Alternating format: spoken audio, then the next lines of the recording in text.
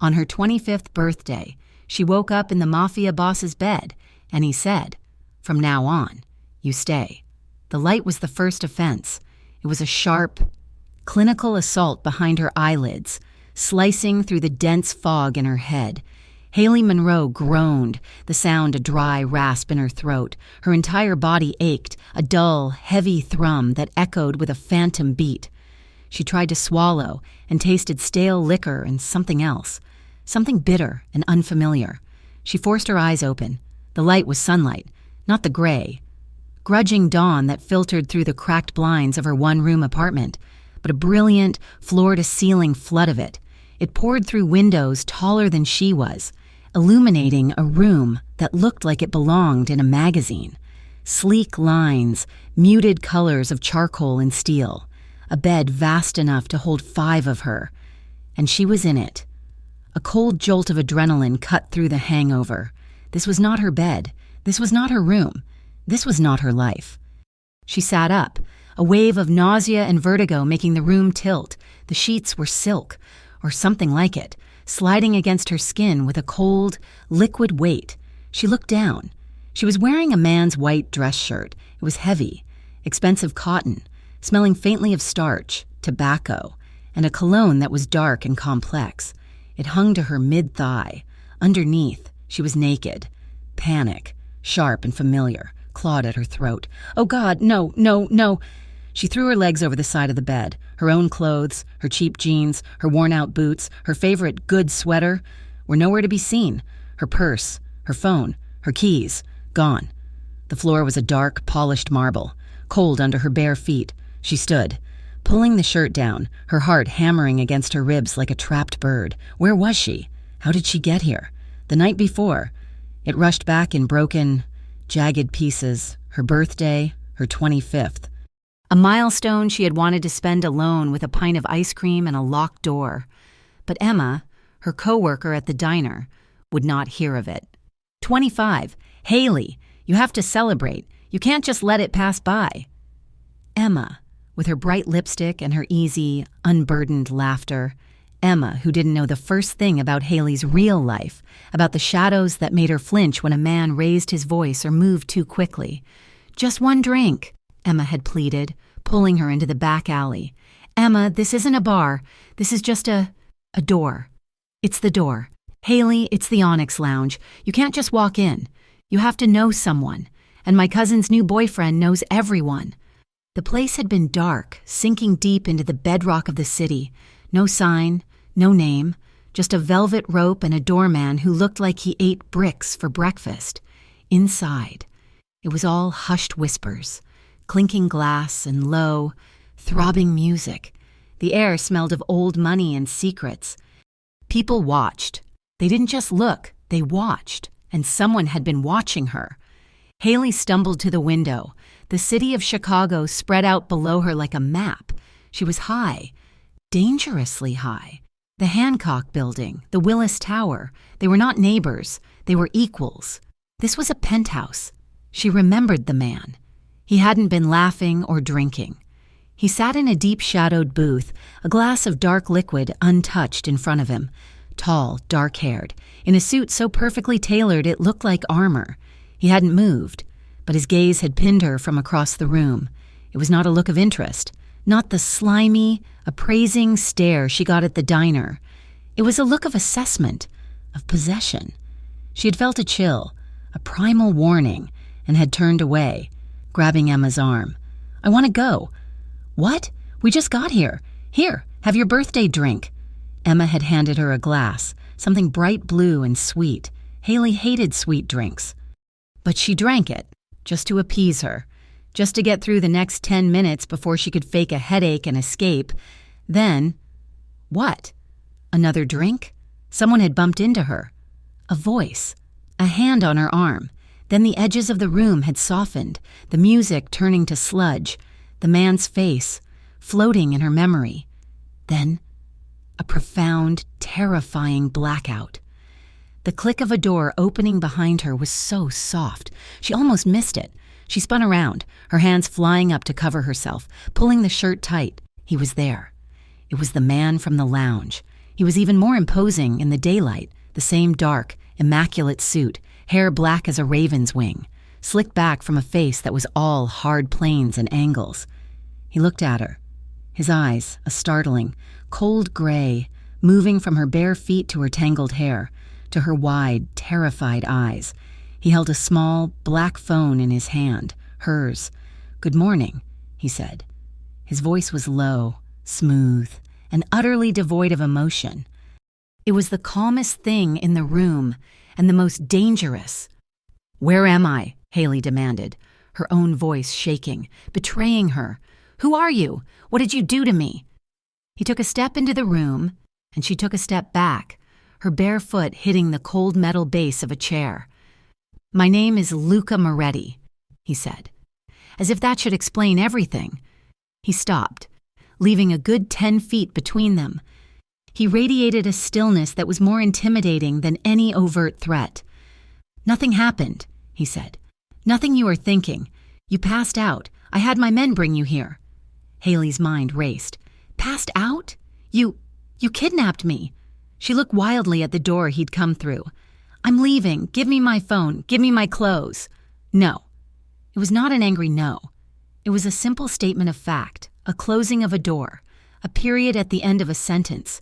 "You can't keep me here," she cried, the panic turning to a hot, useless anger. "That's kidnapping. I'll scream. I'll call the police." "Your phone is dead," he said, holding it up. "And the police will not come here. Not for you." "Give me my phone." She lunged for it. It was a stupid, desperate move, and she knew it. He did not even flinch. He simply lifted his hand, and she was left grasping at empty air, her momentum sending her stumbling. She caught herself on the edge of a sleek, dark wood desk. "You're not going back to your old life," he stated. His words hit her like a slap. "My old life? You don't know anything about my life. You're a psycho. You're one of them, aren't you? The men in the alley. The whispers. I am a businessman," he said, his voice dropping, a flicker of something. Annoyance? Boredom in his eyes. "You're a monster," she spat, all her fear and rage from a lifetime of being small and scared boiling over. "Let me go!" She ran. She bolted for the door, past him, her only thought to get to the hallway, to an elevator, to anyone. She burst through the door into a massive living area, white marble, more windows, art on the walls that looked real. Across the room, a set of gleaming silver elevator doors. She sprinted, her bare feet slapping on the cold stone. As she reached for the call button, 2 men stepped out from an adjoining hallway. They were huge, dressed in the same black suits as the doorman from the lounge. They did not run. They simply moved, blocking her path, their faces impassive. "Miss," one of them said, his voice a low rumble. "The boss said you are to stay." "Get out of my way," she yelled, trying to dodge around them. One of them put a hand out, not to grab her, but to simply bar her path. She ran right into it. It was like hitting a side of beef. "Please do not make this difficult," and the other one said. She backed away, breathing hard, tears of frustration and terror burning in her eyes. She was trapped, utterly and completely trapped. She turned. Luca Moretti was leaning against the doorway she had just fled, watching her. He had not moved, had not raised his voice. He had known she would fail.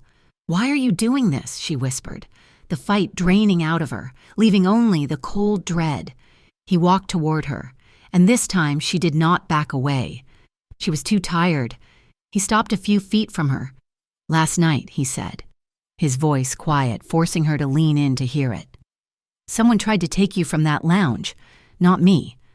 Haley stared at him, her mind refusing to process his words. "Your friend's birthday drink was not from your friend. A man, not one of mine, slipped something into it. He was going to take you out the back. You were a target." "What? No, you're lying." "Am I?" He tilted his head. "My men were watching him. He's been trying to get inside my establishment for weeks. He used you as a way to create a disturbance. Or perhaps he had other plans for you. We intervened before he could. You passed out before we could get you clear. So I brought you here, where you would be safe." Her stomach turned, the bitter taste in her mouth, the blackout. It wasn't just the cheap alcohol. Who? She breathed. It does not matter. He has been dealt with. The finality of that statement, dealt with, sent a chill deeper than the marble floor. So you saved me? I protected my interests, he corrected. A liability like that in my lounge is bad for business. You were collateral. So I can go, she said, seizing on the hope. If I was just collateral, I can go now. I won't tell anyone, I promise. I'll disappear. I'm good at that. He studied her, his gray eyes unreadable. No. The men who sent him will know he failed. They will know he was taken. They will look for him, and they will look for the girl he was trying to take. You. He gestured to the sprawling penthouse around them. I am offering you protection. You will have a private suite. Rosa, my housekeeper, will bring you food and clothing. You will have time to think, and you will be safe. This isn't protection, she said, her voice trembling.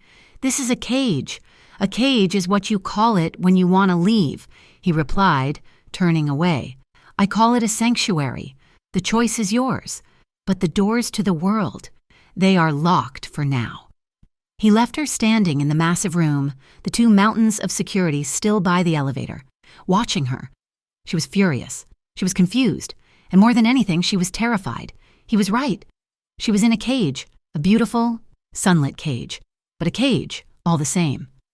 The day passed in a surreal blur. A quiet, older woman named Rosa brought her clothes. Simple, soft, and expensive. She brought food on a silver tray. Haley refused to eat. She spent hours by the windows, watching the city live its life without her. She tried the doors, all locked. The elevator remained, a silent silver sentinel, guarded. By the time the sun set, painting the sky in violent streaks of orange and purple, Haley felt like she was losing her mind. The adrenaline had faded, leaving behind a bone-deep weariness and a hollow, aching fear. She could not stay in that room. When she was sure it was late, she crept out of the suite. The penthouse was silent. The guards were gone from the elevator, replaced by the faint red light of an engaged security system. She wandered. A ghost in a borrowed shirt. The place was vast, cold, and empty. She found a study, a library, a kitchen that looked like it belonged to a 5-star restaurant. And finally, she found an open door. A rush of cold night air hit her. It was a balcony, sprawling, overlooking the glittering expanse of the city. He was there. Luca Moretti was standing at the edge, his back to her. He had taken off his suit jacket and unbuttoned the first few buttons of his shirt, his tie gone. He was smoking, the red ember of a cigarette glowing in the dark. She should have turned around. She should have run back to her room and locked the door, but she was so tired of being scared. She said nothing, but the marble was cold, and her bare footstep must have made a sound. He did not turn. I'm not used to people questioning me, he said, his voice carrying on the wind. It was not a threat. It was a confession. I am not one of your people, she said, her voice small, but steady. He took a long drag from the cigarette, the smoke pluming into the night air before being snatched away. No, you're not. He turned, slowly. His face was different in the moonlight, shadowed and softer, but his eyes were just as intense. Most people do what I say. They are afraid, or they want something. You just seem angry. You locked me in. I kept you safe. It's the same thing, isn't it? To you? He almost smiled. It was a faint, bitter quirk of his lips. Perhaps. He took a step toward her. She stood her ground, her fists clenched in the oversized cuffs of his shirt. He stopped, just out of arm's reach. He looked at her, really looked at her, not as a liability, not as collateral, but as her. What are you so afraid of, Haley? He asked, his voice softer now, rougher. The question was too direct, too real. It cut through the anger, through the terror of the last 24 hours, and hit the raw, bruised part of her she kept hidden from the world, the part that belonged to a different man, a different time. The reason she flinched at loud noises, the reason she never let Emma get too close, the reason she wanted to spend her 25th birthday alone. Her eyes, traitorous and hot, filled with tears. She blinked them back, furious at the weakness. She would not cry, not in front of him.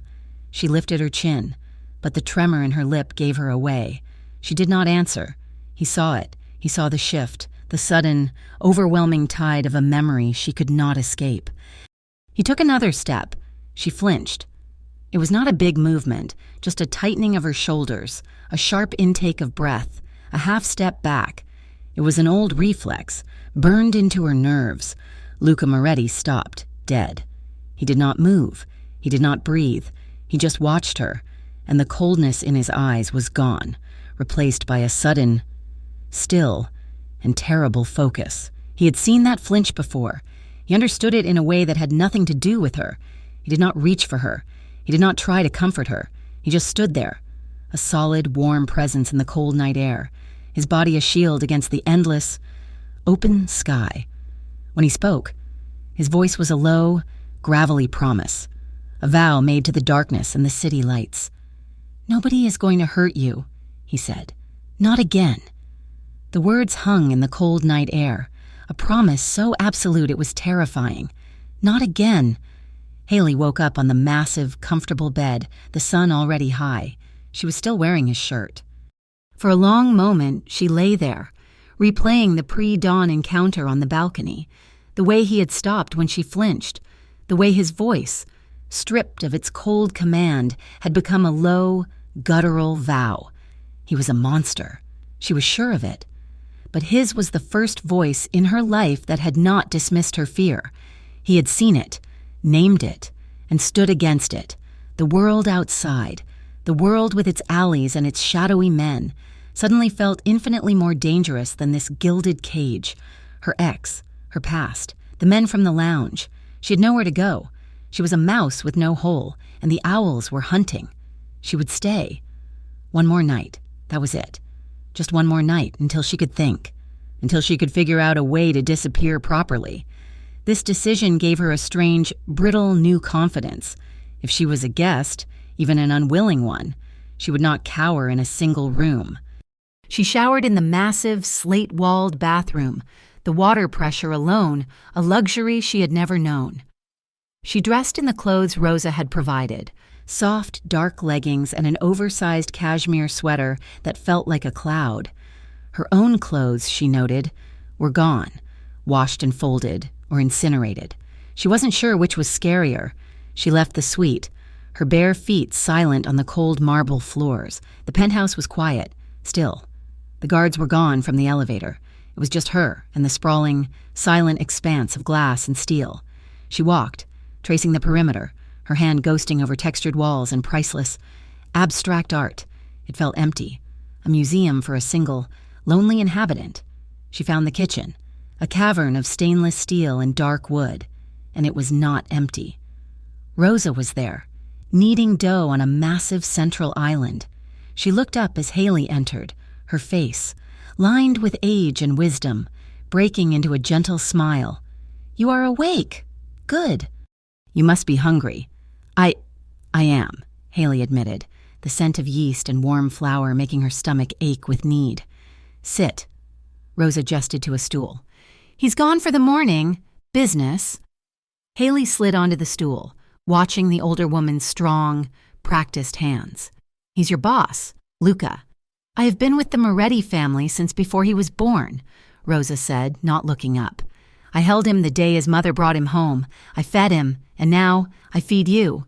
"Rosa, what is this place? Who is he?" Rosa sighed, dusting her hands. "He's not what people say he is. Kara." She turned, her dark, kind eyes locking on Haley. "The papers, the whispers, they paint him as a demon. He is a man who honors his father, a man who protects his own. He is a good man, in his own way." Haley wanted to laugh. "A good man? He's holding me prisoner." "Is he?" Rosa's gaze was sharp. "Or is he keeping the walls from falling on you? There is a difference." She turned back to the dough. "Do not mistake me. He's not safe. A man who controls so much, who feels so much. He is a fire. You can warm your hands on it, or you can be burned to ash. It is up to him. And sometimes it is up to the one standing next to him." The warning settled over Haley. heavy and confusing. Before she could ask more, she heard it. A door slammed shut elsewhere in the penthouse. A second later, a voice, low and angry, began to rise. It was Luca. He was back, and he was not calm. Haley slipped off the stool, drawn by the sound. She crept down the main hallway, her heart beginning to pound. Not an option. You find him. You do not bring him to me. You put him in the ground. I do not care what it takes. His voice was coming from the study, the door slightly ajar.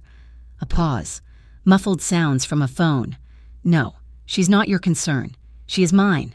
The girl, Haley. You make sure no one even thinks her name. Do you understand me? If a whisper of this gets out, I will hold you personally responsible. Find the leak. Fix it. He said her name. Haley. He was yelling about her. The old fear was instantly replaced by a hot, bright spike of anger. She was not a problem to be fixed. She was not a name to be yelled into a phone. She did not think. She did not plan. She pushed the heavy door open and strode in. Luca was standing by the window, his back to her, the phone still pressed to his ear. He was in his shirt sleeves, his suit jacket thrown over a chair. He snapped the phone shut as he heard her enter, his shoulders tense. He turned, and his face was a mask of cold fury. But the fury was not for her. It melted, slightly, replaced by surprise. You should be in your room. You were yelling my name, she accused, her hands clenching into fists. You were yelling about me to one of your thugs. It was a private conversation. Not when it's about me. You said you were protecting me, but you're just using me. Am I a pawn in one of your games? Am I just collateral that you're yelling about? He stared at her for a long, silent moment. The anger in the room was a living thing, his and hers, tangling in the air. Finally, he spoke, his voice dangerously quiet. You are right. You are not collateral. Collateral is disposable. He walked to his desk and pressed a button on an intercom. Marco, bring the drive and get the screening room ready. What are you doing? Haley asked, her anger faltering. You are not a pawn, he said, his gray eyes locking on hers. You are the target, and you deserve to see why. The screening room was not a room, but a small theater, dark, plush, with a wall-sized screen. Haley sat in one of the deep leather chairs, her arms wrapped around herself. Luca stood in the back, in the dark. What is this? She whispered. The Onyx Lounge. 2 nights ago. From my head of security's console. The screen lit up. It was a high-angle, black and white feed. She saw the bar, the crowd. She saw herself, laughing with Emma. She looked so young, so naive. Watch. Luca's voice commanded from the dark. The camera followed her as she went to the bar. She saw a man, nondescript, in a ball cap, bump into her. She saw him say something, saw her laugh and wave him off, and then she saw, with a horrifying, gut-dropping clarity, his hand slide to the drink Emma had left for her. He palmed a small vial, and with a movement so fast it was almost invisible, he upended it into her glass. Haley made a small, sick sound in her throat. He was a professional, Luca said, his voice flat. He knew how to work a crowd. The feed switched. A different camera. It showed her. Moments later, picking up the drink, drinking it. No, she whispered. He was waiting for the drug to take effect. He planned to walk you out the back, like a concerned friend helping a drunk girl home. No one would have looked twice. The feed showed the man moving, starting to walk toward her table. But my men, Luca said, were watching him. Not you, him. He had been trying to get into my place for a week. We knew he was dirty. On the screen, before the man in the cap could take 2 steps, 2 of Luca's massive security men, the same 2 from the elevator, materialized on either side of him. They did not touch him. They just boxed him in. One of them murmured something. The man froze. We took him to the basement, Luca said. He told us who he was working for. He told us he was paid to grab you specifically, not any girl. You. The footage continued. It showed her, 10 minutes later, slumping in her chair. It showed Emma, panicking. And then it showed Luca's men, the same 2, approaching her table. One of them spoke to Emma, and the other, with an almost gentle efficiency, lifted Haley from the chair and carried her out. The screen went black. The silence in the room was absolute. Haley was shaking. Not with anger, not anymore. It was a deep, bone-rattling chill. Someone had paid to have her taken. Her. A no-name waitress with a rented room and a broken past. It made no sense. The entire world she thought she knew tilted on its axis. The floor felt unstable. She began to cry. It was not a soft weeping. It was a raw, ugly, suffocating breakdown. The terror she had been holding at bay, not just for 2 days, but for 7 years, finally broke through the dam. The fear of this place, of Luca, was nothing compared to the proof she had just seen. I don't understand, she sobbed, sinking from the chair to her knees, burying her face in her hands. Why me? I'm nobody. She felt more than saw. Him move. He walked out of the darkness and crouched in front of her. His expensive, perfectly creased suit trousers knelt on the plush carpet. He said, she gasped, the words tearing out of her. He said I'd never get away. He said I was his, and he'd find me. I thought I ran. I changed my name. Who? Luca's voice was not soft. It was sharp, like a blade. Who said that? My ex, she whispered, the shame burning her throat. From before. From home. He hurt me. I never told anyone. She looked up, her vision blurred by tears. Luca's face was a mask of such controlled, violent stillness it made her breath catch. He lifted his hand. She did not flinch. Not this time. His calloused thumb brushed against her cheek, catching a tear. The touch was impossibly, shockingly gentle. It was the first kind touch she had felt from a man in so long. It almost broke her again. You did not deserve that, he said, his voice a low, gravelly rumble. He looked at the tear on his thumb, his jaw tightening. And he will never come near you again. It was not a promise. It was a sentence. A death warrant signed in that dark, quiet room. The intimacy of the moment was so profound, so heavy, it felt like she was drowning in it. His eyes held hers. He had not just seen her fear, she had given it to him, and he had accepted it. He leaned in. It was a slow, deliberate movement. She saw it coming. Her heart hammered. Her breath stopped. This was it. He was going to kiss her. And she, in that moment, wanted him to. She wanted the safety, the power, the final, definitive end to her old life. She wanted him to blot it all out. Her eyes fluttered shut. She leaned forward just a fraction. But as his breath, warm and tasting of coffee and power, ghosted her lips, the old panic flared, owned, possessed, trapped. She pulled back. A sharp, involuntary gasp. I can't, she whispered, tears still streaming. I don't want to be owned. It was the wrong thing to say, but it was the truest. Luca did not get angry. He did not look insulted. He just studied her, his gaze intense, then pulled back, giving her space. He stood, a looming shadow, and offered her a hand. That is not what this is, he said, his voice flat. He helped her to her feet, his grip strong and impersonal, and then let her go. Go. Rest. Rosa will bring you dinner. She slept, a deep, dreamless, and exhausted sleep for hours. When she woke, the penthouse was dark again, the city lights a glittering carpet below. She was alone, but the silence felt different. It was no longer a threat. It was a shield.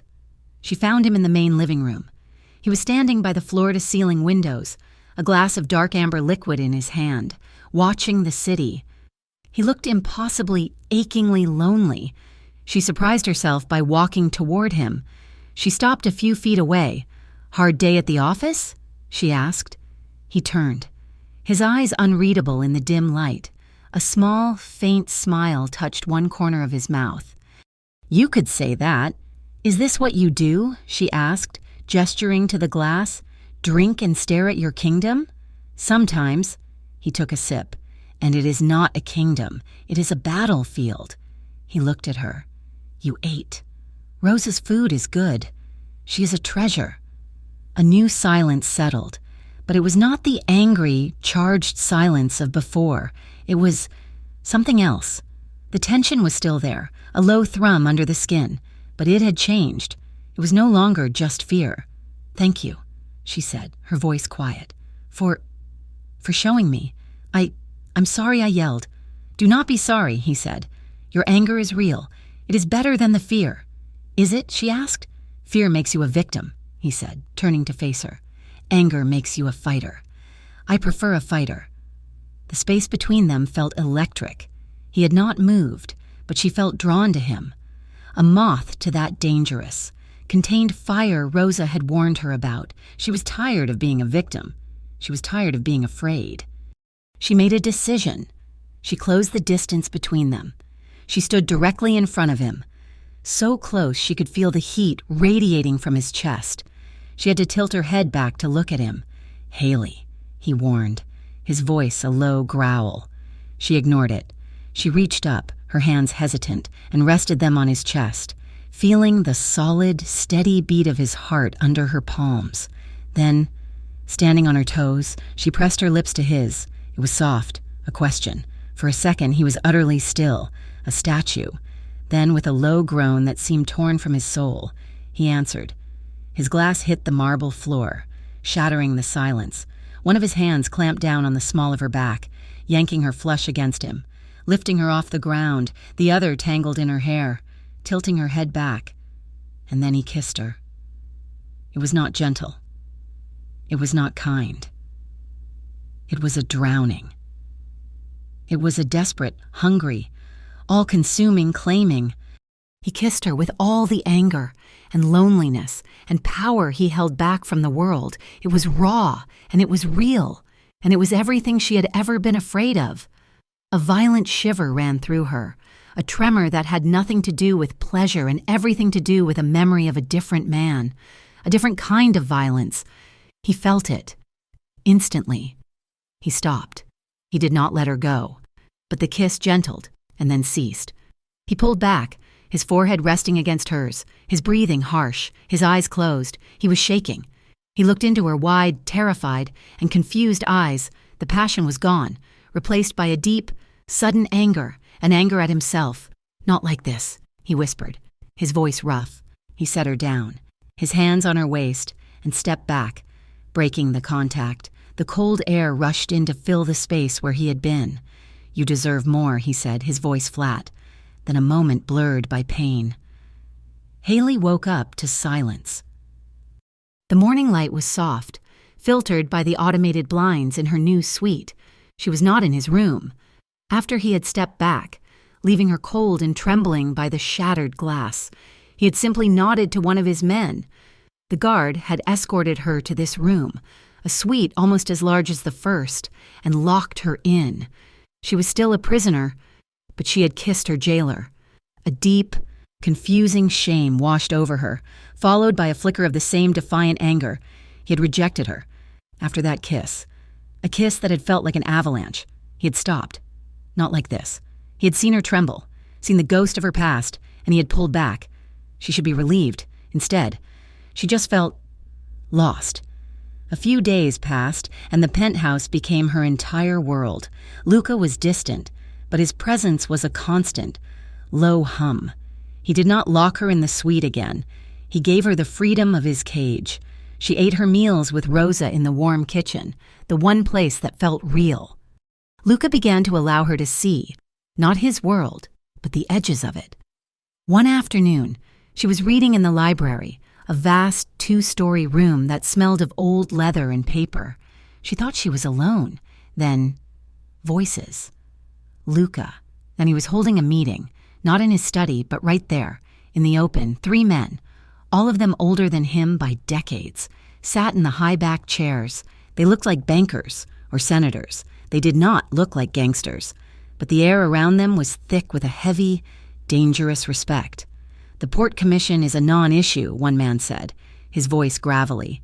"They will not budge on the zoning." "They will," Luca said. He was standing by the fireplace, dressed in a simple, dark sweater. He looked almost casual, but his stillness was absolute.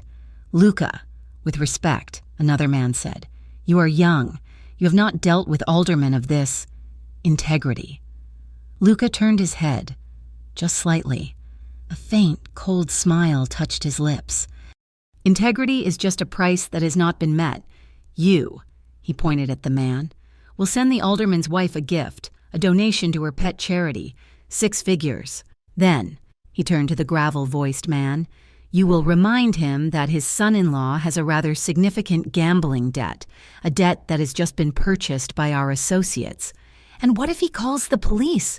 Then he proves he is too stupid to be our partner, Luca said, his voice flat. And we will find someone who is not. You are dismissed. The men stood. They looked at him, not with fear, but with a deep, chilling deference. This was not a thug. This was a king. They filed out, not one of them looking at Haley, who sat frozen in her armchair, half hidden by a bookshelf. Luca did not acknowledge her. He simply walked to the window, staring out. The ruthless leader was gone. In his place was the man she had seen on the balcony, the man who looked at his city as a battlefield. She watched him for a long, silent minute. He was a monster. Yes, he used fear and blackmail as tools, but he had used that same power to protect her. He had seen the footage, and he had not flinched, only acted. He was a man who lived at the absolute peak of a mountain, and the air was thin, and he was completely, terrifyingly alone. That evening, Luca gave her a new phone, a sleek, black, untraceable device. There were only 2 numbers in it, he said, handing it to her. Mine and Rosa's, for emergencies.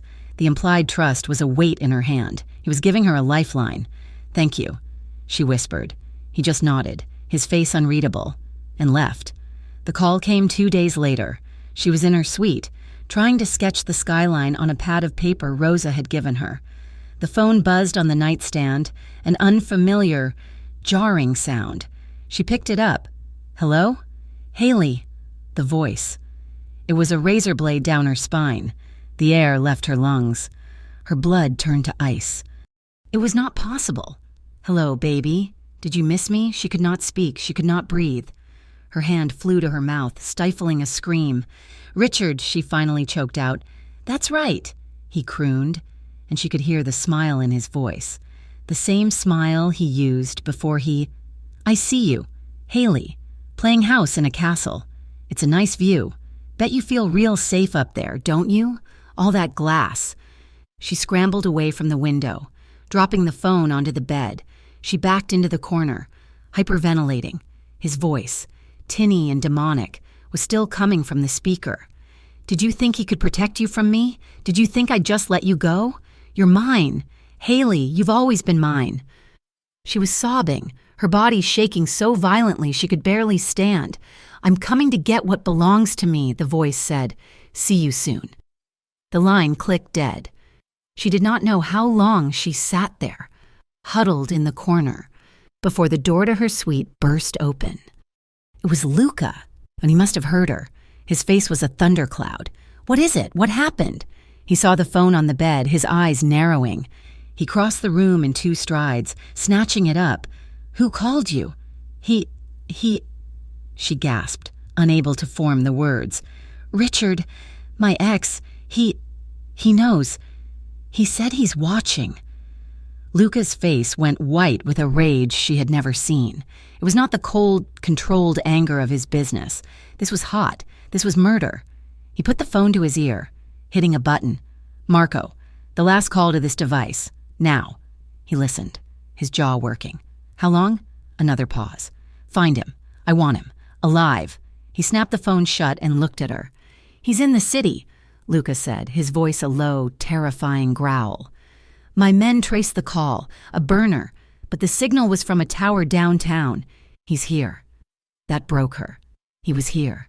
He had found her, even in a fortress, with a king for a guard. Her past had reached her. No, she whispered. No. I can't do this. She ran.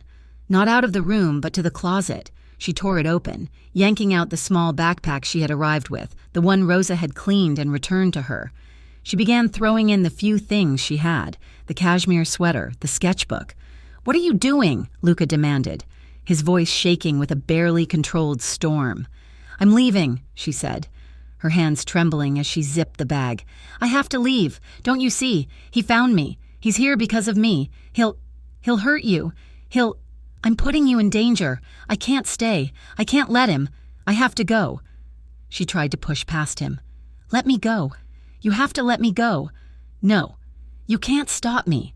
I am not your property. I am not his property. I am leaving. She ran for the door. He caught her in the hallway, grabbing her arm. She fought him, hitting his chest with her free hand, a wild, desperate, and useless assault. Let me go, she screamed. No! He roared, and he grabbed her, spinning her around and pushing her back against the solid, unyielding wall. His body pinned hers. One hand was braced by her head, the other still gripping her arm. His face was inches from hers, his eyes burning with a desperate, wild light. She could feel the heat of him, the solid wall of his chest, the frantic pounding of his heart, or maybe it was hers. You think this is about you being property? He growled, his voice raw. You think I care about that? You think I am afraid of a street rat X? I'm protecting you, she sobbed. You don't get to protect me, he yelled, his face contorting. That's my job. He slammed his free fist into the wall beside her head. The impact shuddered through her bones. She cried out, flinching, her eyes squeezing shut. The sound she made, that small, terrified cry, broke the spell. His breathing was ragged. He didn't move. He just stared at her, his chest heaving. I'm sorry, he whispered. I'm sorry. He let go of her arm. He braced both hands on the wall, his head dropping, his body still caging hers. I would never. I know, she whispered, her own tears tracking through the dust on her cheeks. She was not afraid of him, not in that way. You don't get to walk away, he said, his voice thick with an emotion she could not name. He lifted his head, his eyes searching hers, all the anger gone, replaced by a raw, naked desperation. You don't get to walk away, he repeated, softer. Not when I finally found someone I want to protect. The words undid her. It was not a claim of ownership. It was a confession of a need she never knew he had. She looked at him, at this powerful, dangerous man, who looked at her as if she was the only thing holding his world together. Her hand, still trembling, came up.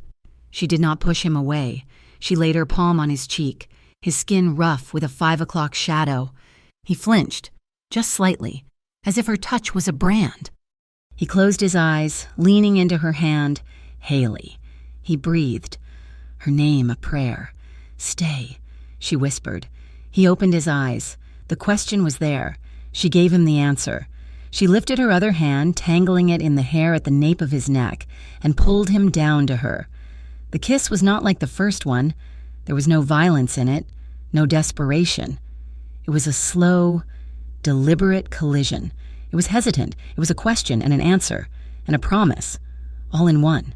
He kissed her deeply, his mouth exploring hers, his hand sliding from the wall to her waist, pulling her flush against him.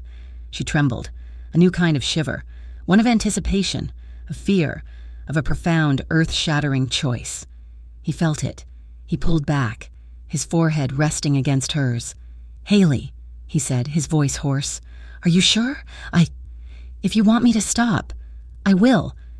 She looked into his eyes, those steel gray eyes, now dark and soft and full of her. She saw the man who had ordered an alderman's life destroyed. She saw the man who had seen her pain and had not run. No, she whispered, don't stop.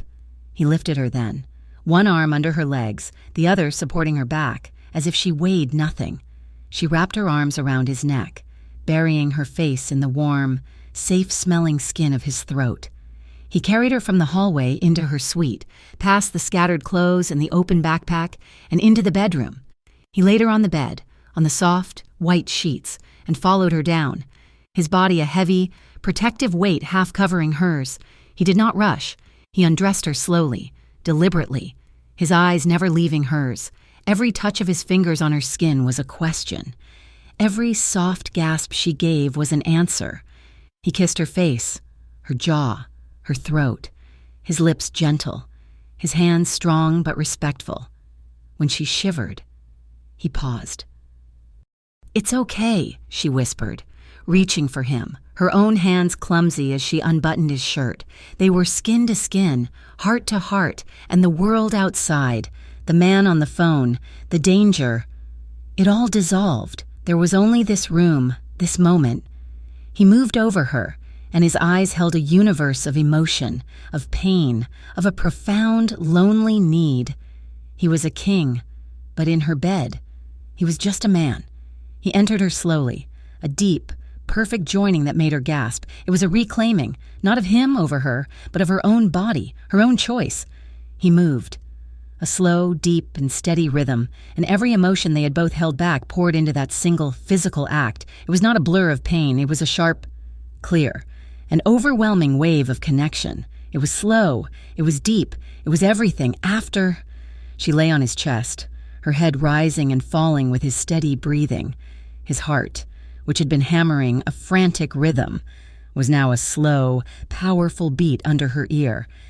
His arms were wrapped around her, holding her so tightly she felt she might fuse with him. He was stroking her hair, his calloused fingers gentle. She had never felt this safe, not in her entire life. "Haley," he said, his voice a low rumble in his chest. She tilted her head to look at him. He was not looking at her, but at the ceiling, his expression serious. He said her name again, just her name. Haley. It was not a word. It was a promise, an anchor. It was the sound of a man who had been alone for a very long time, finally speaking the language of we. She smiled, a true, real smile, and closed her eyes, listening to the sound of his heart. Across the street, in a darkened building 1,000 yards away, the city lights reflected off a high-powered lens.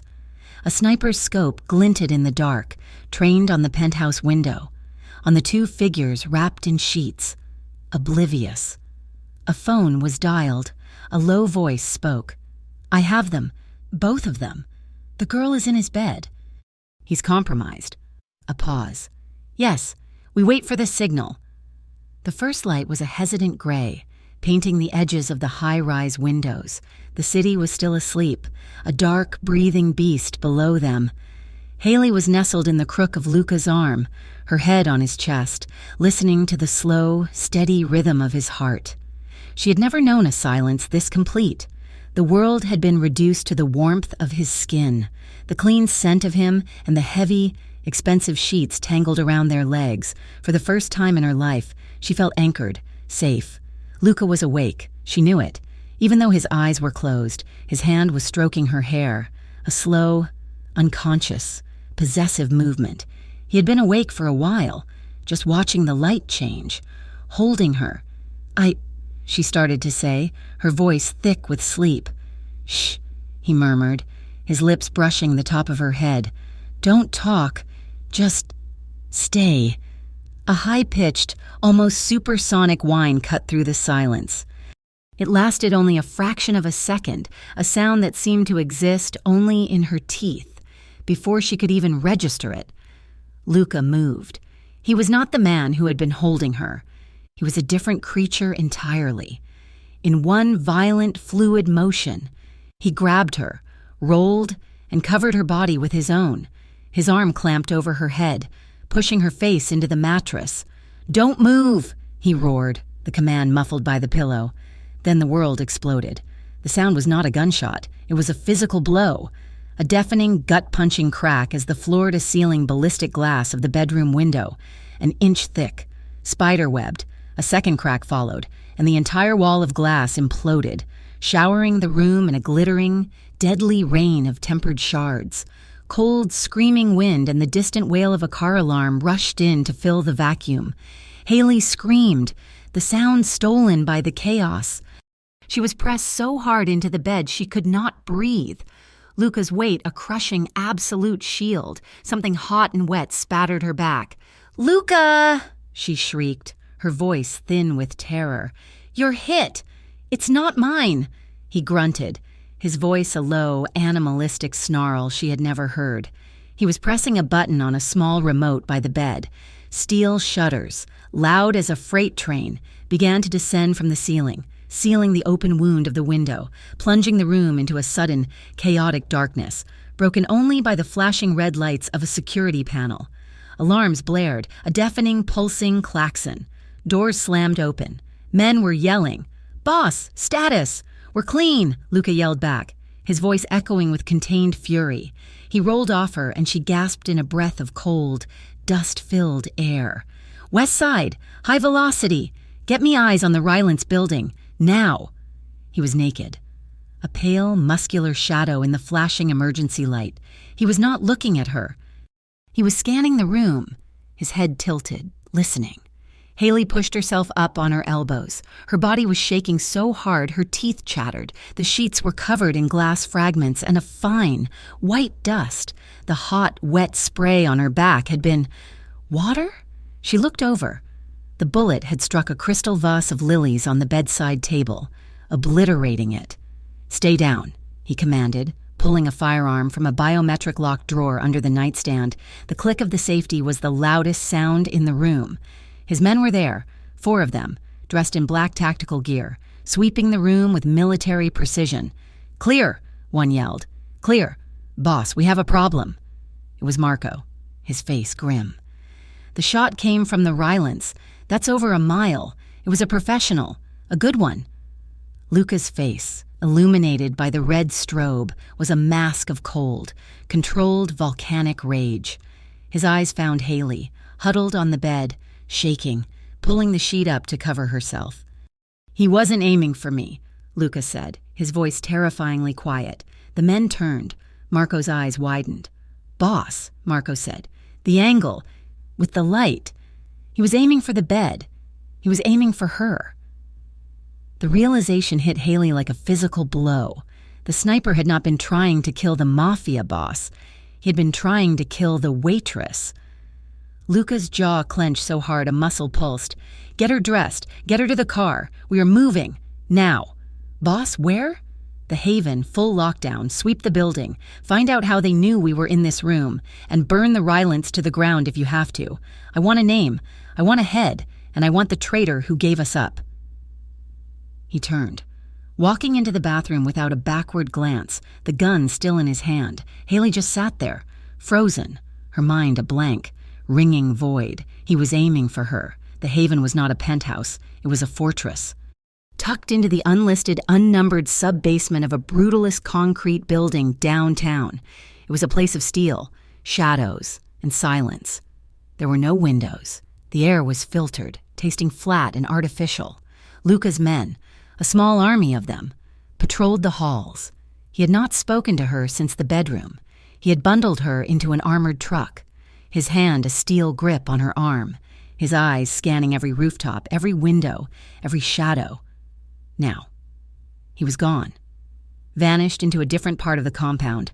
Rosa was there, her face a pale, grim mask, but she said nothing, just led Haley to a simple, functional bedroom and gave her a cup of tea that she could not drink. Haley sat on the edge of the bed, her body still vibrating with adrenaline. The shock was wearing off, replaced by a cold, numbing dread. This was her fault.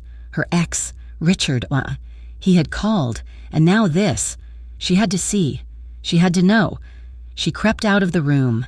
The hallway was empty. She followed the low, angry murmur of voices until she reached a set of heavy, soundproof doors. One was ajar, just a crack. She peered through. It was a large open room, like a command center. Luca was there, standing in the middle of the floor. He was dressed now, in black jeans and a tight, dark t-shirt that showed the coiled, lean muscles of his arms. He was interrogating his own men. 5 of his personal security, the men who had been at the penthouse, stood in a line. "Again," Luca said, his voice not loud, but carrying a weight that made the air tremble. "Boss, we swept the building," one man said, his voice shaking. "No bugs, no transmitters." "You're lying," Luca said, his voice soft. He walked up to the man. "You missed something, or you planted something." "No, boss, I swear on my mother."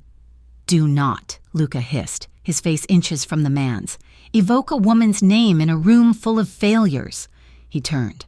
Marco, his phone, his bank records, his wife's car. "I want to know what he ate for breakfast. I want to know if he dreams in color. You have 1 hour.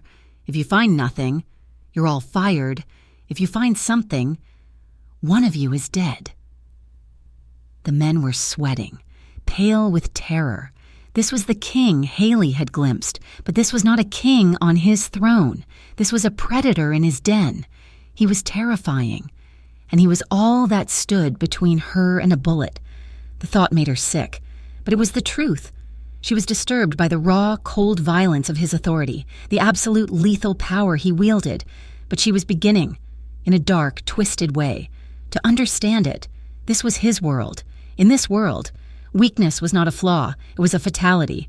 You ruled with an iron fist, or you were buried in a shallow grave. The scene, the cold concrete, the smell of fear, the sound of Luca's controlled rage. It triggered something. The world dissolved.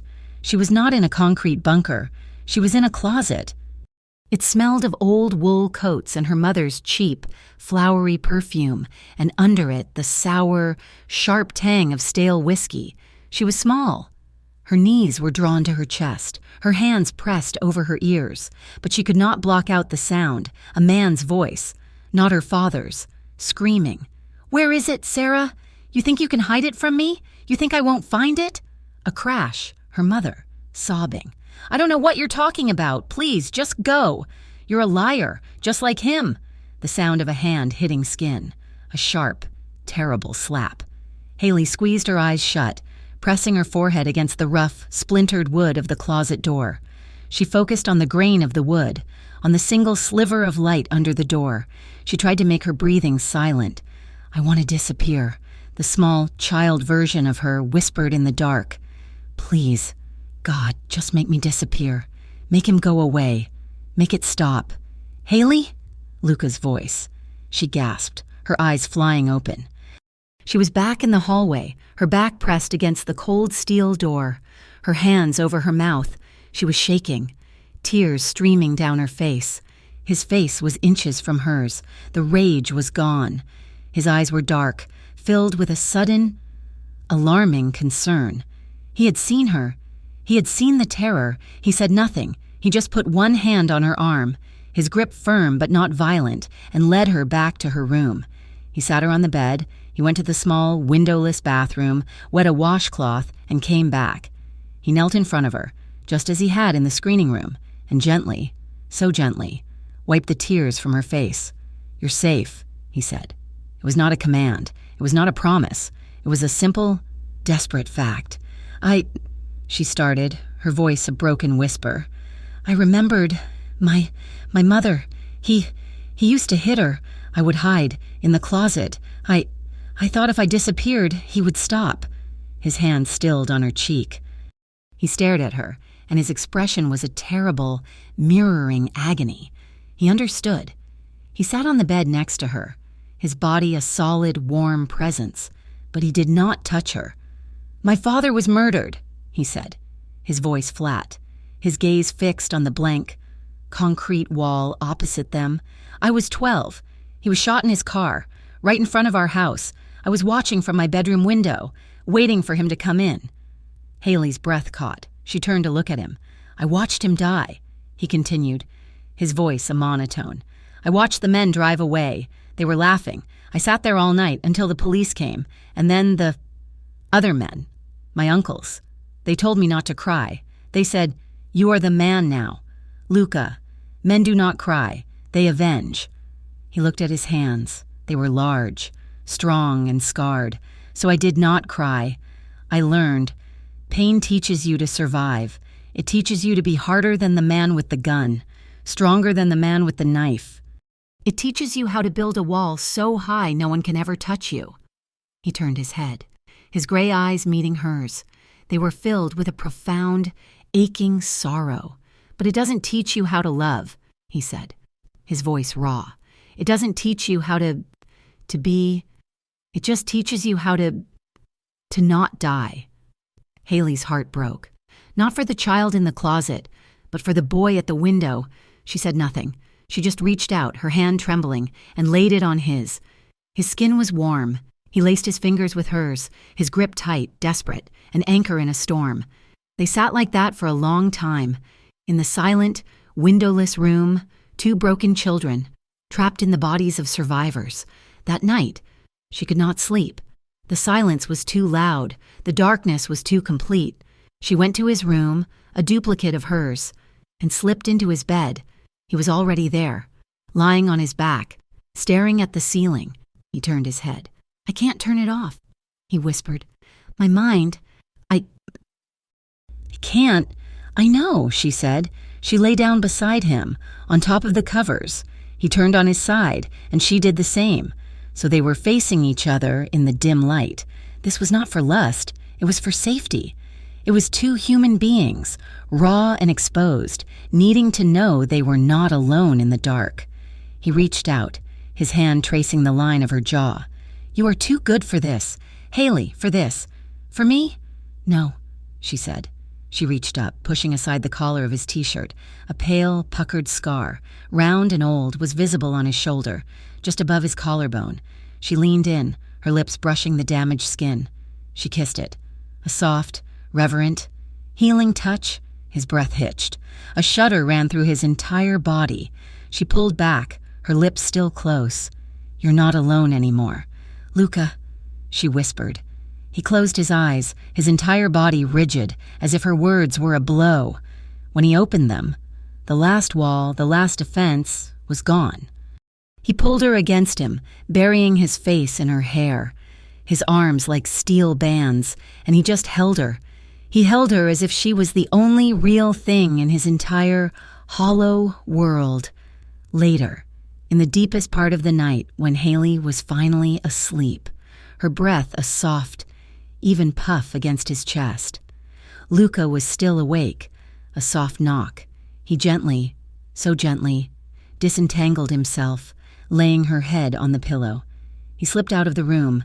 Rosa was in the hall, her face etched with worry. She was holding a thin, manila file. "I'm sorry to wake you, signore," she whispered. "But you said, if I ever found anything—" "What is it?" he asked, his voice rough. "The girl, Haley." Rosa was twisting her hands.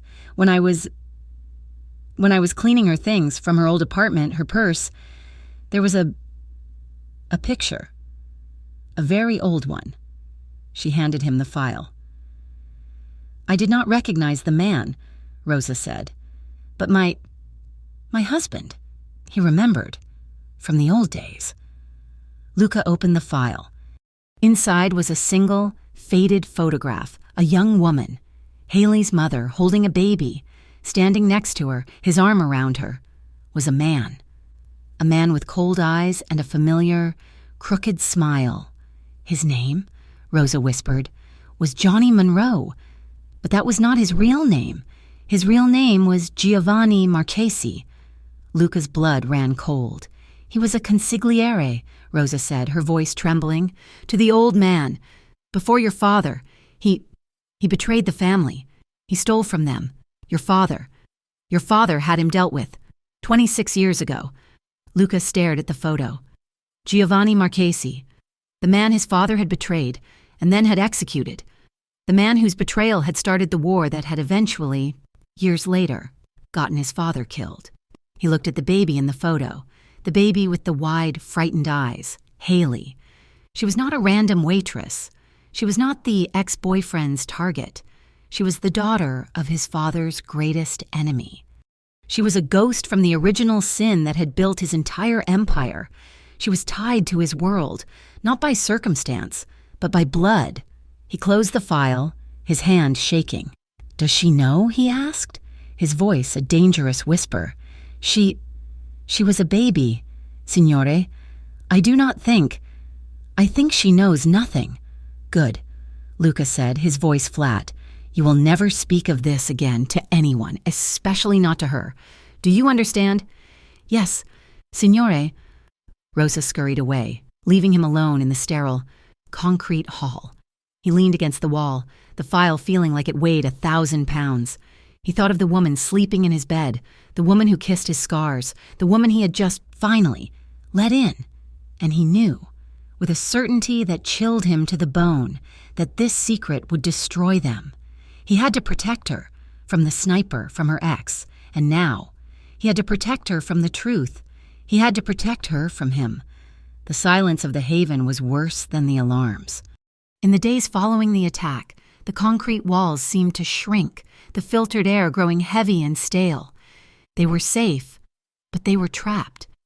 And Luca was gone. He was there, physically, but the man who had held her, who had confessed his own broken past, had vanished. In his place was the king. He was distant, his eyes perpetually fixed on a screen, a phone, or a spot on the wall just past her shoulder. He was a creature of coiled tension, a living storm contained in a black t-shirt, his voice a low, constant growl of commands to his men. He was hunting the traitor, he was hunting the sniper, and he was hunting Richard. Haley tried to breach the new wall. She brought him coffee in the dim light of the command center. He took it without looking up, his thanks a clipped, impersonal sound. She touched his arm as he passed her in the hall, and he flinched, a barely perceptible tightening of his muscles, before he pulled away. "I have work to do," he'd said, his voice flat. The rejection was a cold, sharp blade. He was pushing her away.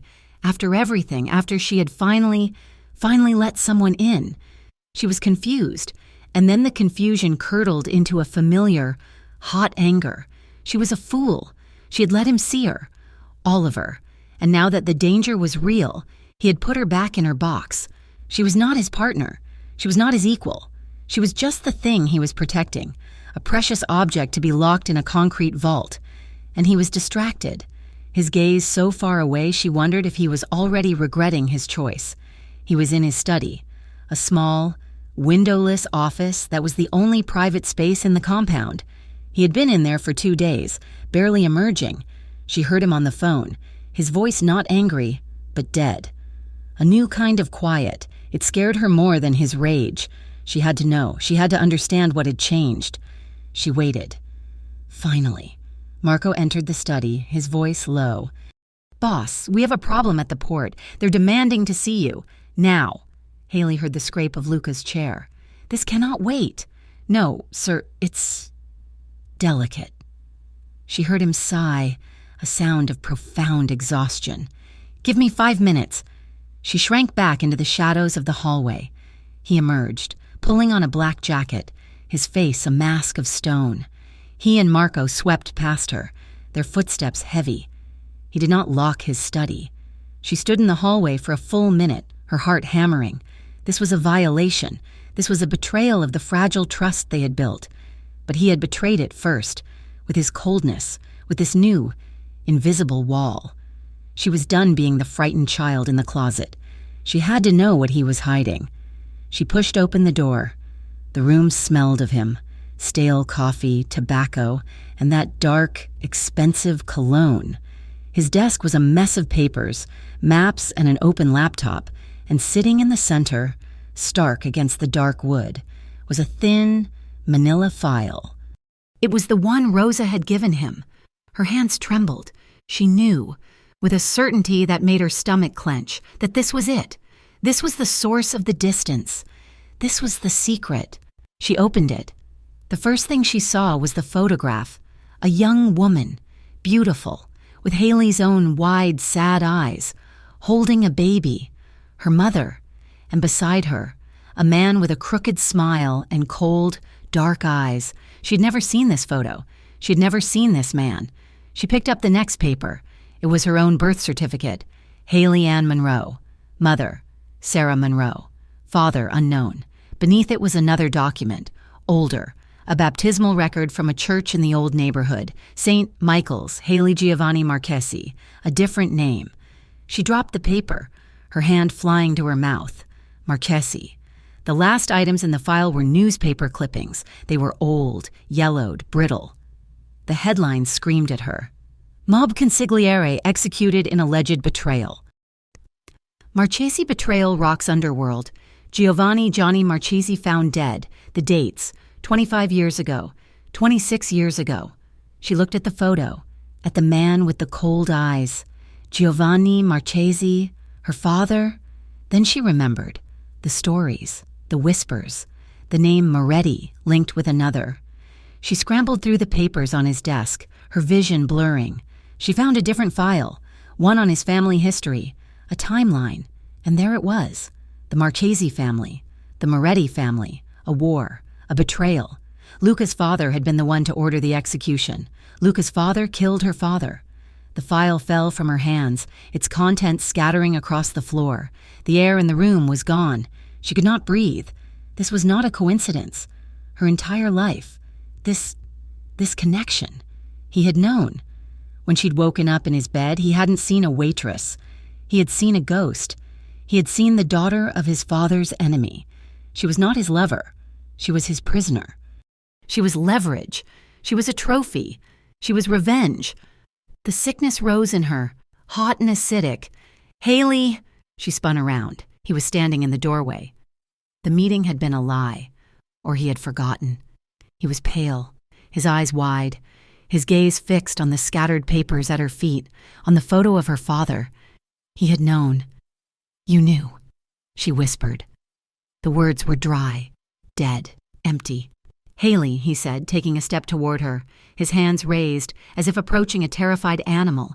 "Listen to me. It's not what you think." "You knew," she screamed, the sound tearing from her throat. When? When did you find out?" "After the attack," he said, his voice desperate. "Rosa. She found the photo. I've only known for a few days. I swear." "A few days?" She laughed, a wild, hysterical sound. "You've known for days? You held me. And you knew? You knew your father murdered mine. It has nothing to do with us," he yelled, his composure finally breaking. "Nothing to do with us," she shrieked, advancing on him, her fists pounding his chest. He stood like a statue, letting her hit him. "It's everything. It's the only reason. You didn't save me in that bar. You hunted me. You took me because of who I am, because of him." She pointed at the photo on the floor. "No." He grabbed her wrists, his grip like steel, forcing her to stop. "I didn't know who you were. I swear to you, I saw you in that lounge and I couldn't look away.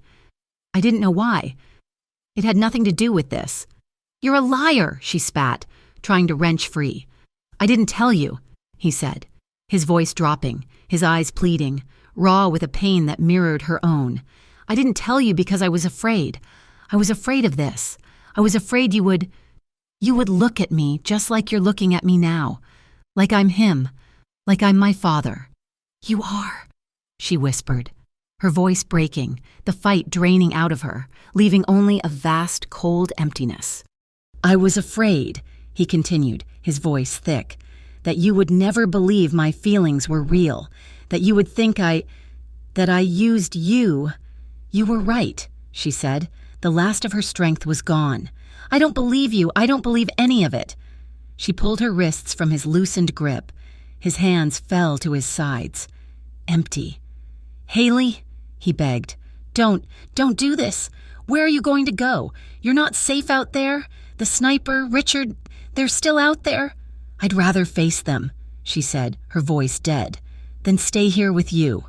She walked past him. He didn't try to stop her. She heard him make a call. "Let her go. My men. Pull them back. Let her go."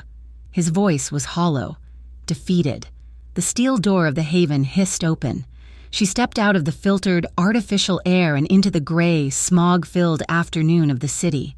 She was alone. She was free. And she was terrified. She walked for hours. She had no money, no plan. She was just a ghost, drifting through a city that did not know her name. Or, she thought, her real name. Haley Marchese. It sounded like a curse.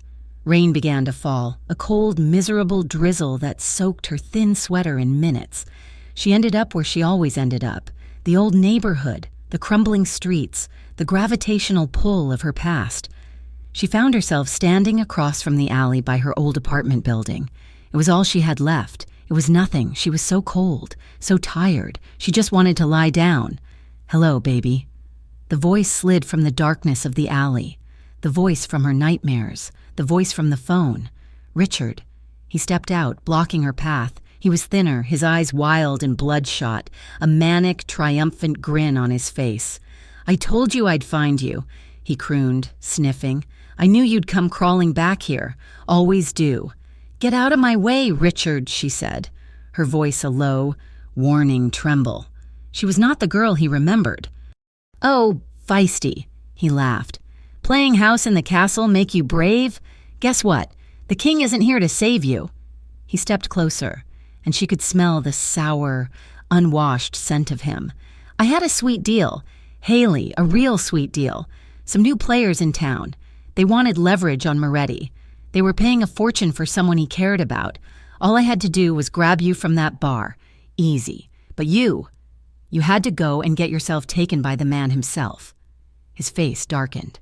"You ruined everything," he shouted, shoving her against the brick wall. The impact sent a jolt of pain through her. "Moretti's men are hunting me. The rivals are hunting me. It's all your fault. But now..." His grin returned. "Predatory and sick.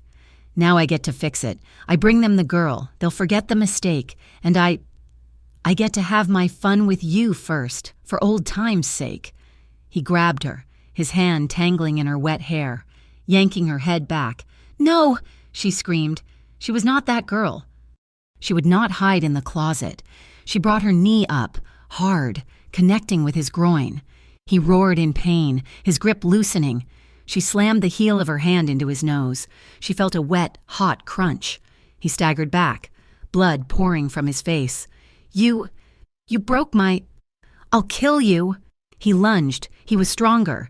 He backhanded her, the force of the blow snapping her head to the side. Her lips split, and she tasted the coppery tang of blood. She stumbled, and he grabbed her arm, twisting it behind her back.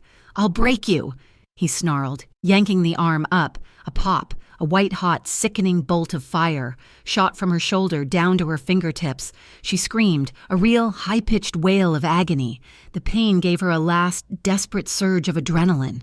She stomped her heel onto his instep with all her weight, and as he howled and his grip faltered, she ripped her arm free and ran.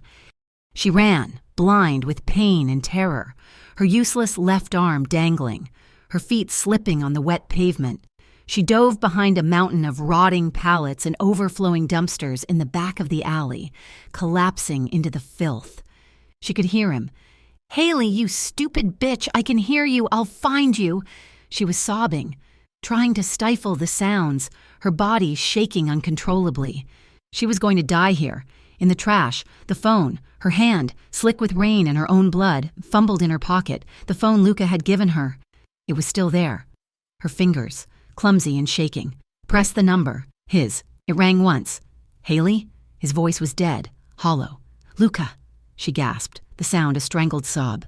"Luca, I'm sorry. I'm so sorry."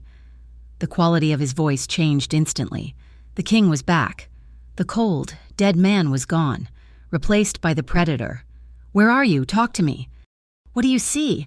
My old apartment," she cried, squeezing her eyes shut, the pain in her arm unbearable. "The alley, it's Richard. He's here. He's looking for me. Oh God, Luca, he hurt me, please." "I'm coming," he snarled. "Stay hidden, do not move, do not make a sound, I am coming." The line went dead. She held her breath. The world was just the stench of garbage and the sound of Richard, kicking over trash cans, his voice a litany of curses. "I know you're here." Then silence, a new, more terrifying silence. A sleek, black SUV, its headlights off, slid into the mouth of the alley, silent as a shark. A second one blocked the other end. The doors opened. Men in black suits fanned out, guns raised. Luca stepped out of the first car. He was not in a suit. He wore the same clothes he'd had on in the Haven, his face illuminated by the single, flickering street lamp. His eyes were not cold. They were not angry. They were wild. They were pits of black, burning rage. He held a gun at his side, as if it were an extension of his own arm. "Moretti," Richard sneered, emerging from the shadows, holding a small knife. He was trying to sound brave. He just sounded pathetic. "So the bitch called her daddy. You're too late. She's..." Luca didn't look at him. He didn't speak. He handed his gun to Marco, who had appeared at his elbow, and he walked. Richard, stupid and high, lunged. It was not a fight. Luca moved, a blur of contained, brutal motion. He sidestepped the wild swing, grabbed Richard's wrist, and twisted. A wet, sickening snap echoed in the alley. The knife clattered on the pavement. Richard screamed, a high-pitched, pig-like sound. Luca hit him, a single short, brutal jab to the throat. Richard choked, gagging. Luca hit him again in the stomach. Richard folded. Luca grabbed him by his hair, yanking him up, and hit him in the face. Once, twice, 3 times. It was a demolition. It was a punishment. It was vengeance. Richard collapsed, a bloody, broken heap. Luca kicked him, his boot connecting with the man's ribs. A crunch. "Luca, stop!" Haley scrambled out from her hiding place, cradling her left arm, tears of pain and terror streaming down her face. "Luca, please! You'll kill him!" He stopped, his foot raised for another kick. He was breathing hard, his chest heaving, his knuckles bloody. He turned, slowly. The rage was still there, a wildfire in his eyes. He saw her split lip, the filth on her clothes, the unnatural angle of her arm. The rage cracked, it broke, it dissolved, replaced by a look of such devastating, hollow pain it brought her to her knees. He strode to her, his men already silently, efficiently dragging Richard's unconscious body away. She flinched, not from him, but from the violence, from the blood on his hands. Her flinch stopped him dead. It was the final blow. He fell to his knees in the grime and the rain, right in front of her. He didn't touch her injured arm. He just wrapped his own arms around her waist, pulling her against him, burying his face in her stomach, his body shaking. "I'm sorry," he choked, the words muffled. "I'm sorry, I let you go. I'm sorry. He wasn't apologizing for the file. He was apologizing for this, for letting her get hurt. He pulled back, his hands coming up to frame her face, his thumbs gently wiping the blood and rain from her skin. His eyes were still wild, but the rage was focused, forged into a vow. "You're mine," he whispered, his voice a low, raw promise. "Do you understand me? You are mine. I won't lose you. Not to him, not to them." He held her, pulling her close, rocking her gently in the filthy, rain-soaked alley. Never again. Luca did not take her to a hospital. He took her to the penthouse. The glass was gone, the entire wall boarded over with thick, soundproofed steel, turning the beautiful, sunlit room into a dark, safe, quiet cave.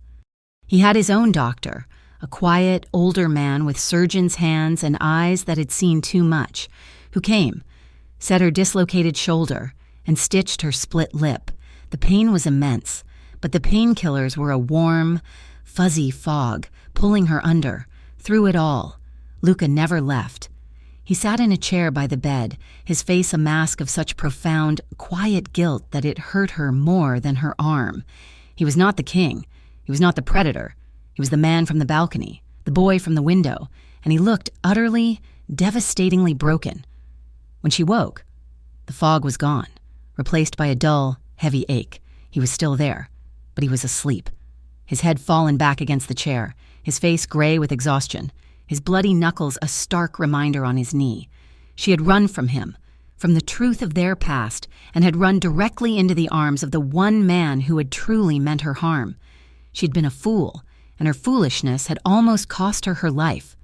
And it had, she realized, watching the deep, pained lines on his face, cost him a piece of his soul. She waited. She recovered.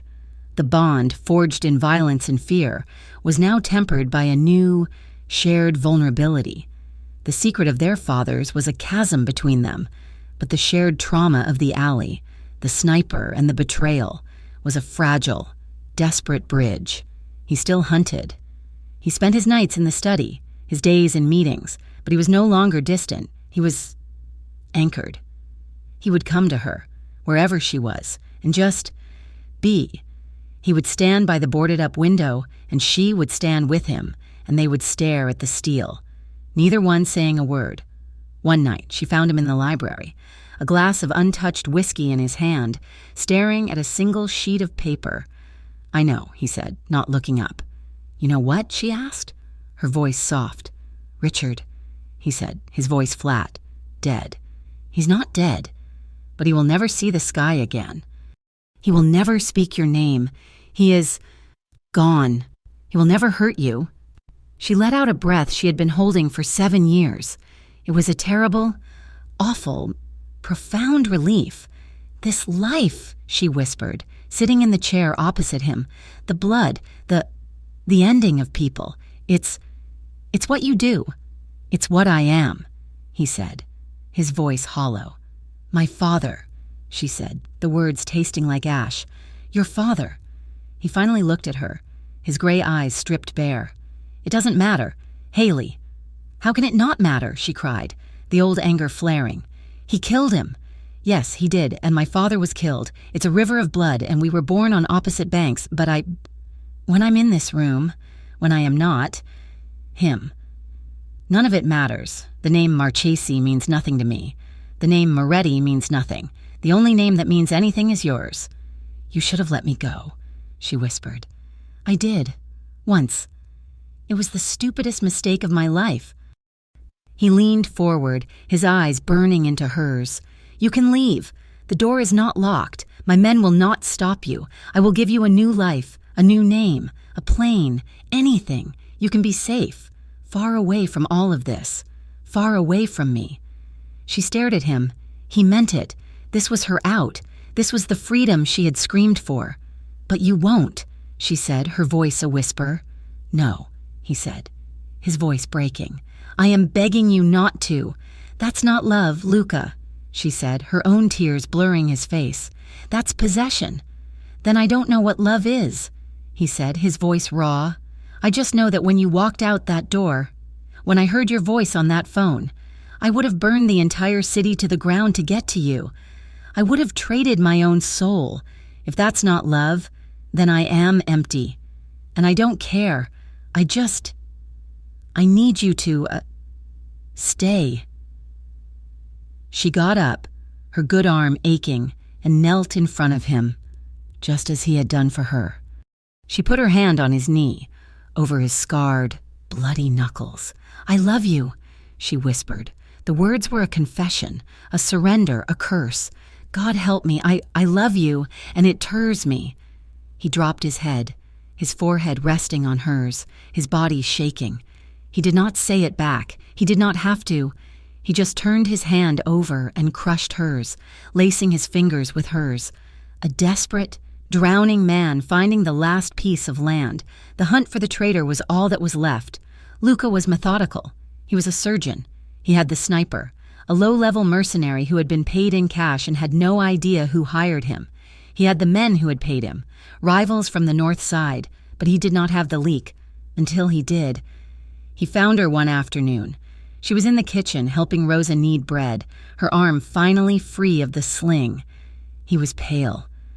"I need you to come with me," he said. His voice was calm. It was the calm of the grave. He was going to confront the traitor. And he wanted her to be there. They drove, not to a warehouse, but to a church. The same church from her baptismal record. St. Michael's. It was empty, cold, the air smelling of old incense and floor wax. "Luca, what is this?" "He wanted to meet here," Luca said. "He asked for a confession."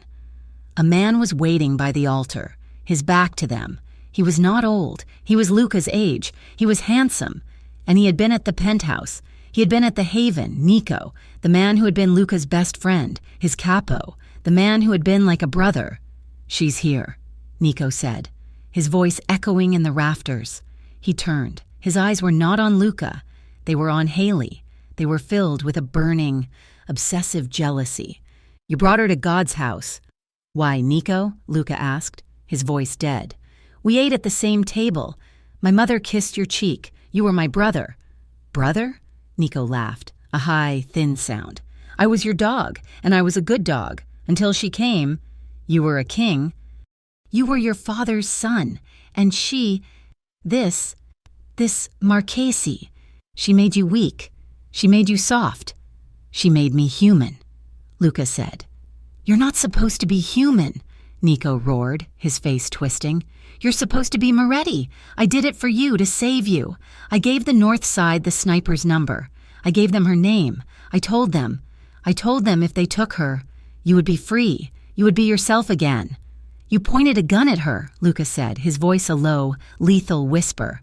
"I was saving you," Nico screamed, pulling a gun from under his jacket. He was crying, his hand shaking. "I was saving the family. She has a sickness." He wasn't aiming at Luca. He was aiming at Haley. Luca did not hesitate. He moved so fast, he was just a blur. He shoved Haley behind a stone pillar, covering her body with his. Just as the first shot rang out, the sound an unholy crack, echoing, shattering the sacred silence. It was not a long fight. It was a war. Marco and his men were at the doors. Gunfire erupted from the choir loft, from the alcoves. It was a cacophony of violence. Haley huddled behind the pillar, her hands over her ears, her eyes squeezed shut, the smell of cordite and her mother's closet filling her lungs. Then, as suddenly as it began, it was silent, just the sound of one man coughing. She opened her eyes. Nico was on the marble floor, his chest a ruin, his eyes wide, staring at the painted ceiling. "Luca," she whispered, her voice trembling. "Luca?" He was leaning against the pillar, his hand pressed to his side. "It's okay," he said, his voice a strained breath. It's fine. He missed." He slid down the pillar, his hand coming away. It was covered in blood. A dark, spreading stain was blooming on his white shirt, just under his ribs. "No," she said, her mind going blank. "No, no, no." She scrambled to him. Ripping his shirt open, the wound was low in his abdomen. It was bad. It was so bad. "Marco!" She screamed, her voice a raw, primal sound. "Marco!" He looked at her. His eyes, those gray, steel eyes, already going dim. He tried to smile. "Knew you were a fighter." "Don't," she sobbed, pressing her hands to the wound, the hot, sticky blood coating her. "Don't you dare. Don't you dare leave me." He was in the private clinic, a sterile, white room that smelled of antiseptic. He had been in surgery for 6 hours. He had died twice on the table. Haley had not moved. She sat in the corner, still in her sling, still covered in his blood. Rosa had tried to clean her up, but she had refused. A wild, animalistic snarl in her throat. The doctor, the same man who had fixed her shoulder, came out, his green scrubs dark with sweat. "He's alive," the doctor said, his voice heavy with exhaustion. It was close. His spleen. He's in recovery. But he's alive.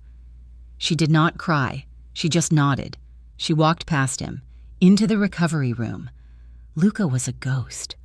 He was as white as the sheets, a network of tubes and wires tethering him to the living world. She sat by his bed. She took his hand. It was cold. She sat there for 3 days. She did not sleep. She did not eat. She just held his hand, her gaze fixed on the slow, pained rise and fall of his chest. On the 3rd day, his fingers squeezed hers, his eyes, bleary and unfocused, fluttered open. They found her. "Haley!" he rasped, his voice a dry, papery sound. The tears she had been holding back finally came, a hot, silent flood. She leaned down, resting her forehead on their joined hands. "I'm here," she whispered. "You're covered in blood," he breathed. "It's your blood, you idiot," she said. Her voice choked with a sob and a laugh. He tried to smile, a pained grimace. "Always so dramatic." She leaned in, her lips brushing his ear, her tears falling onto his pale skin. "You stupid, stubborn, impossible man. I never wanted any of this. I didn't want the penthouse, or the war, or the blood, but I want you. That's all I know. So you don't get to die. You don't get to leave me. Do you hear me? I am not going anywhere, and neither are you." He squeezed her hand again, a faint, weak pressure. "Okay," he whispered, and he fell back asleep. Months passed. The city healed. The war was over. The North Side was in disarray, and Luca, in his weakness, had become a legend. The man who had taken a bullet for his woman, the man who had cleaned his own house, his power, once just feared, was now respected. Haley's arm healed, her heart healed. The fear was gone, replaced by a quiet, steady strength. She was not the girl from the diner. She was not the victim in the closet. She was the woman who had held a king's hand and refused to let go. She worked with Rosa, not as a guest, but as a partner. She was learning the businesses, the real ones. The charities, the real estate, the vast, legitimate empire that Luca's blood money protected. She was good at it. She was smart. She realized, a Moretti, not by name, but by sheer, unadulterated will. She was rebuilding her life, not in the shadows, but right beside him. One night, in the late fall, they were on the balcony. The penthouse was whole again. The steel was gone, replaced by new, stronger glass. The city was a carpet of glittering jewels below. It was cold, and she was sketching the skyline, her fingers, now steady, moving the charcoal with a new confidence. He came out, a thick blanket in his hand. He did not speak, just wrapped it around her, his arms coming around her from behind, his chin resting on the top of her head. They stood like that for a long time, just breathing the cold, clear air. "I have something for you," he said, his voice a low rumble against her hair. He turned her around, his face serious in the moonlight. He pulled a small, simple, dark wooden box from his pocket. Her heart did not leap. It just settled. She opened it. Inside, on a bed of black velvet, was a single, simple, silver band. It was not a diamond. It was not flashy. It was just a circle. A promise. She looked at him, a question in her eyes. "This isn't a proposal," he said, his voice rough with emotion. He took her hand, the one that had been broken, the one that was now healed, and he held it. "It's a promise. You stay. I stay." She felt a smile, a true, real, unburdened smile, spread across her face. Her eyes, for the first time, were not filled with tears. They were just bright. She took the ring and slid it onto her left hand. It fit perfectly. "Happy birthday to me," she whispered. He wrapped the blanket around both of them, pulling her close. A single, protected unit against the world. He kissed her. It was not the hungry, desperate kiss of their beginning. It was not the painful, hesitant kiss of their past. It was slow. It was soft. There was no war behind them. There was no blood. There was just breath. Just now. Just them. Thank you so much for listening to our story. We would be truly honored if you'd let us know where in the world you're listening from. Please drop a comment and say hello. If you enjoyed this, we hope you'll subscribe to Mafia Romance Stories for more. We read every single comment, so please share your thoughts with us in English. We cannot wait to hear from you.